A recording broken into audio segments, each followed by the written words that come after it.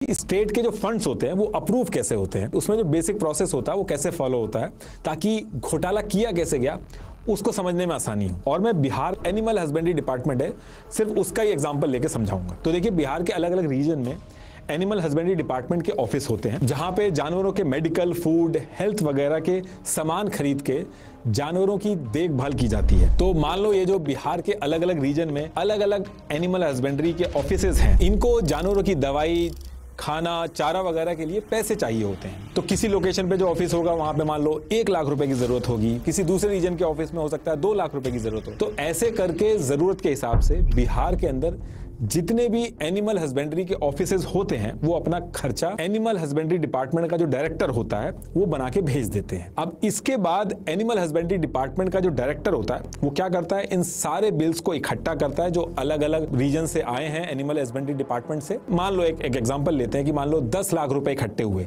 अब वो इस 10 लाख रुपए की जो रिक्वायरमेंट है इसको बिहार के फाइनेंस डिपार्टमेंट को भेजेगा। फाइनेंस डिपार्टमेंट इस सारी चीजों को चेक करेगा कि किस चीज के लिए पैसा चाहिए, सही चीज के लिए पैसा मांगा भी है कि नहीं, और कितना पैसा मांगा है। और ये मैं एग्जांपल के लिए बता रहा हूं, वैसे जनरली क्या होता है, जितने भी डिपार्टमेंट होते हैं सारे एक साथ ये बिल भेजते हैं, लेकिन मैं अभी एनिमल हस्बेंड्री डिपार्टमेंट का एग्जांपल लेके बता रहा हूं। तो अब यहां से जब डेटा फाइनेंशियल डिपार्टमेंट के पास आ जाता है, वो वेरीफाई कर लेता है, तो फाइनेंशियल डिपार्टमेंट का सेक्रेटरी सारी चीजें वेरीफाई करने के बाद एक रिपोर्ट बना के विधानसभा के फ्लोर पे पेश करता है। फिर इस पे डिस्कशन वगैरह होता है और बिल पास हो जाता है, जिससे पैसे का अप्रूवल मिल जाता है। मतलब कि एनिमल हस्बेंड्री जो है वो अपने काम के लिए स्टेट फंड से पैसा निकाल सकता है। लेकिन ये चीज इसमें ध्यान रखनी है कि जिस काम के लिए पैसा असाइन किया गया है या अप्रूव हुआ है, सिर्फ उसी काम के लिए निकलेगा, और जितना किया गया है असाइन या अप्रूव जितना किया गया है उससे ज्यादा निकालना या किसी और काम के लिए निकालना, ये एक इलीगल प्रोसेस है। और पूरे साल का जो पैसा है वो फिक्स कर दिया जाता है। और ये जो सारा प्रोसेस है ये फॉलो हो, इसमें कोई घपला ना हो,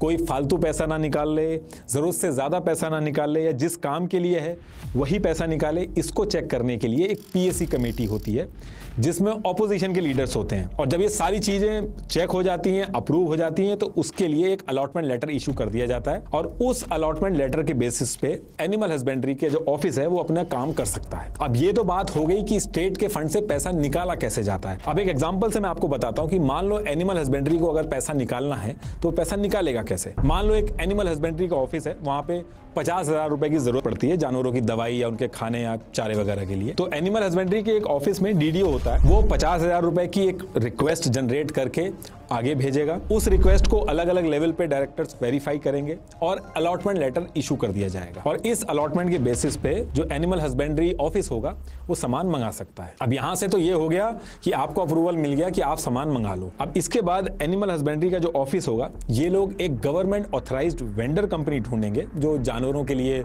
चारा वगैरह या मेडिसिन वगैरह सप्लाई करती हो, उसको ये ऑर्डर प्लेस कर देंगे। और फिर इसके बाद जो वेंडर कंपनी जो होगी वो चारा वगैरह जो है उसकी डिलीवरी कर देगी, और वेंडर को इसके बदले में एनिमल हस्बेंड्री डिपार्टमेंट से एक रिसीविंग सर्टिफिकेट मिल जाता है। इस सर्टिफिकेट का यूज करके वेंडर जो है वो एनिमल हस्बेंड्री डिपार्टमेंट को इनवॉइस भेजेगा और वेंडर के अकाउंट में पैसा आ जाएगा। अब इस प्रोसेस में घपला ये हुआ था कि एनिमल हस्बेंड्री डिपार्टमेंट के जो ऑफिसर्स थे जो इस घपले में शामिल थे, इन्होंने फेक रिक्वेस्ट डाली कि जानवरों के लिए इतना चारा चाहिए या इतनी मेडिसिन की जरूरत है, जो कि जरूरत नहीं थी, उसकी फेक रिक्वेस्ट डाल दी। और इसके लिए इन्होंने फेक कंपनीज और वेंडर भी बनाए, और ये जो इन्होंने कंपनी बनाई वो भी इन्होंने अपने जानने वाले और रिश्तेदारों के नाम से बनाई। और इसके साथ साथ इन्होंने अलॉटमेंट लेटर का यूज करने की बजाय फेक अलॉटमेंट लेटर बनाने शुरू कर दिए, और उन फेक अलॉटमेंट लेटर का यूज कर करके जो बजट अलॉट था वो तो पैसा निकाला ही निकाला, उससे भी 100 गुना ज्यादा पैसा इन्होंने निकालना शुरू कर दिया बिहार के स्टेट फंड से। और इस पूरे प्रोसेस को जो चेक करने वाले ऑफिसर्स थे ऊपर से लेके नीचे तक, वो सारे के सारे इसमें मिले हुए थे। ये आप जो स्क्रीन पे देख रहे हैं ये वो एक्चुअल डेटा है। इसमें आप देख सकते हैं कि जानवरों के वेलफेयर के लिए जितना पैसा अलॉट हुआ था उससे 100 गुना ज्यादा पैसा फेक अलॉटमेंट लेटर और वेंडर कंपनी खुद की बना के निकाला गया। इस पूरे चारा घोटाला का जो मास्टरमाइंड था एसबी सिन्हा, ये क्या करता था कि रांची के अंदर एक रीजनल डायरेक्टर का टाइपिस्ट था जिसका नाम था ऋषि भूषण। ये इससे फेक अलॉटमेंट लेटर बनवाता था, और जब अलॉटमेंट लेटर बन जाता था तो उसके बाद ये बजट ऑफिसर ब्रजभूषण प्रसाद को पटना के होटल पाटलिपुर अशोका के रूम नंबर 101 में बुलाकर इस फेक अलॉटमेंट लेटर पे साइन करवा लेता था, जिससे इन्हें ओरिजिनल अलॉटमेंट लेटर की जरूरत ही नहीं पड़ती थी। और इस पूरे स्कैम में कोई गड़बड़ ना हो, तो एसबी सिन्हा को ही टास्क दिया गया था कि जितनी भी चीजें हैं इसके अंदर किस ऑफिसर की पोस्टिंग किस जगह होगी, ये सारी चीजें एसबी सिन्हा ही देखता था, ताकि ऊपर से लेकर नीचे तक इनके ही बंदे हों जो इनके काम में दिक्कत ना करें। जैसे एक बार शुरू में मैंने आपको बताया था, जब इनकम टैक्स वाले रेड मारना शुरू कर रहे थे तो सबके ट्रांसफर हो गए थे, तो उस टाइम जिसने Kolkata based company Badri Narayan and company के ओनर दीपेश चंदक से बात करके अपने हिसाब से चलने वाले income tax officer Adeep Chandra Chaudhary का ट्रांसफर करवा लिया था अपने एरिया के अंदर, ताकि पैसे निकालने में इनकेस कोई इनका बंदा भी पकड़ा जाए तो कोई दिक्कत ना आए। फेक अलॉटमेंट लेटर तो ये बनवा लेते थे। इसके साथ साथ इन्होंने पूरे बिहार के अंदर अपने जानने वाले और रिश्तेदारों के नाम से फेक वेंडर कंपनीज भी बनाई, जो एक्चुअल में सिर्फ पेपर पे थी, सब की सब फेक थी, उनका कोई बिजनेस नहीं था, वो सिर्फ इसी काम के लिए बनाई गई थी। जैसे रीजनल डायरेक्टर डुमका शेष मुनीराम ने विश्वकर्मा एजेंसी नाम से एक फेक कंपनी अपने फादर के नाम पे खोली थी और साथ में एक डमी पार्टनर बनाया था अरुण कुमार को, जो फेक बिल और वाउचर बना के एनिमल हस्बेंड्री डिपार्टमेंट को सबमिट करता था। इसके लिए ये लोग इसको 2000 रुपए मंथली देते थे फेक बिल बनाने के लिए, और खुद एक फाइनेंशियल ईयर में इन्होंने 2,20,85,730 रुपीज से ज्यादा बिहार के स्टेट फंड से पैसा निकाला। ये पैसा आम जनता और जानवरों की हेल्प के लिए बिहार के स्टेट फंड में आया था। पूरे बिहार के अंदर ऐसी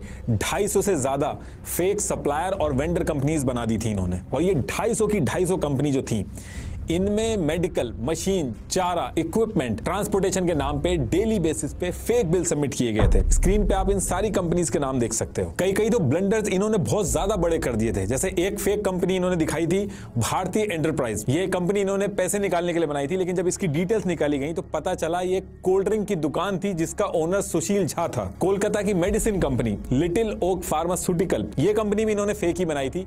इसकी इंक्वायरी जब करी तो पता चला कि जानवरों की दवाइयों की जगह इंसानों की दवाइयों के नाम लिख रखे थे रिसिप्ट पे, नीचे से लेके ऊपर तक हर चीज फेक दिखा रखी थी। ये जो गाड़ियां और ट्रक दिखाते थे ये भी इन्होंने फेक दिखा रखे थे, क्योंकि जो इन्होंने ट्रांसपोर्टेशन में जानवरों के चारा और मेडिसिन के लिए ट्रक नंबर मेंशन किए थे वो एक्चुअल में ट्रक के नंबर थे ही नहीं, वो एक्चुअल में स्कूटर और मोटरसाइकिलों के नंबर निकलते हैं इंक्वायरी में। बिहार का जो डोरांडा एनिमल हस्बेंड्री वाला जो ऑफिस था, इन्होंने काउ प्रोडक्शन के लिए दिखाया था कि दिल्ली और हरियाणा से 400 बुल आएंगे, इनको लाने के लिए कई सारे ट्रक मेंशन किए थे, उनके नंबर मेंशन किए थे। एक्चुअल में वो स्कूटर के नंबर निकलते हैं। तो सारे लोग यही क्वेश्चन कर रहे हैं, ये भैंसों को स्कूटर पे कोई कैसे ला सकता है। इस लेवल का स्कैम किया गया था कि जो भैंस की सींग होती है उसको चमकाने के लिए जो सरसों तेल लगता है, सिर्फ उस सरसों के तेल की कीमत इन्होंने 15 लाख रुपए दिखा के फेक बिल बना दिया था। एक बार ये सारे फ्रॉड करते हुए इनको डिविजनल कमिश्नर एसएन दुबे ने इंस्पेक्शन के टाइम पे पकड़ लिया था, तो इन्होंने इनसे भी बात करके 5% का कट देके अपने साथ शामिल कर लिया, जिसमें जितने भी अलॉटमेंट और विड्रॉल होंगे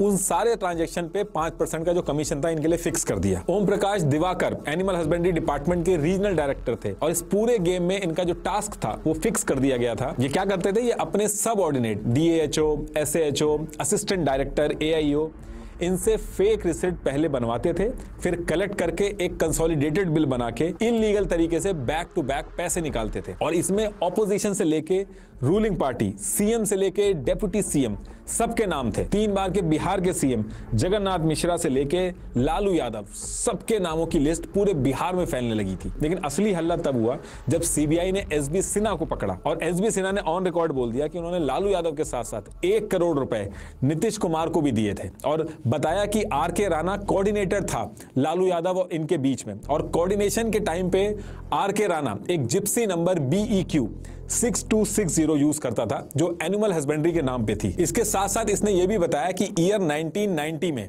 SB सिन्हा और RK राणा 1 करोड़ रुपए लेके दिल्ली के हयात होटल में रुके थे, जिसके बाद ये दोनों बिहार भवन पहुंचते हैं और वहां जाके लालू यादव को ये सारे पैसे दे देते हैं। और यही दोनों यानी कि SB सिन्हा और RK राणा जो थे, इनके नाम लालू यादव ने अपनी बेटियों के स्कूल के फॉर्म में लोकल गार्जियन का जो सेक्शन होता है उसमें मेंशन कर रखा था। RK राणा ने लालू की बेटी का जो स्कूल था मायो कॉलेज, इसमें एडमिशन के लिए इन्होंने 40,500 रुपीज का DD बना के भी जमा किया था। तो ये बातें भी जब बाहर आने लगी तो इससे भी लालू यादव को बहुत दिक्कत हुई। मैंने आपको शुरू में बताया था कि स्टेट फंड जब अप्रूव होता है तो उसके लिए एक PSC कमेटी होती है, जो ऑपोजिशन उसमें होते हैं, जो कि कोई फ्रॉड वगैरह होता है तो देखते हैं। उसके चेयरमैन बीजेपी के ध्रुव भगत और कांग्रेस के जगदीश शर्मा, इनका भी नाम इसमें आ गया। और 1995 के बिहार असेंबली के इलेक्शन में OP दिवाकर ने इस स्कैम के पैसे से 1.5 करोड़ निकाल के नेताओं को दिए इलेक्शन में लगाने के लिए। ये लोग आम जनता का जो पैसा था मजे से इलेक्शन और अपने पर्सनल यूज में ले रहे थे। ये जो पूरा चारा घोटाला हुआ था, इसमें जो पैसे डिवाइड होने थे अलग अलग ऑफिसर्स और नेताओं में, उसका परसेंटेज भी फिक्स कर दिया गया था। जैसे घोटाला करने के बाद स्टेट फंड से वेंडर कंपनी के अकाउंट में जब पैसा आता था तो वो पैसा 80-20 के रेशियो में डिवाइड होता था। 20% जो फेक वेंडर कंपनी थी वो खुद रखती थी और बाकी का जो 80% पैसा होता था वो इस वेंडर कंपनी को वापस करना होता था, जो गवर्नमेंट ऑफिशियल्स और नेताओं में बढ़ता था। ये जो 80% था, इसका भी ब्रेकअप मैं आपको बताता हूं। ये आप स्क्रीन पे देख लीजिए। इसमें आप देखोगे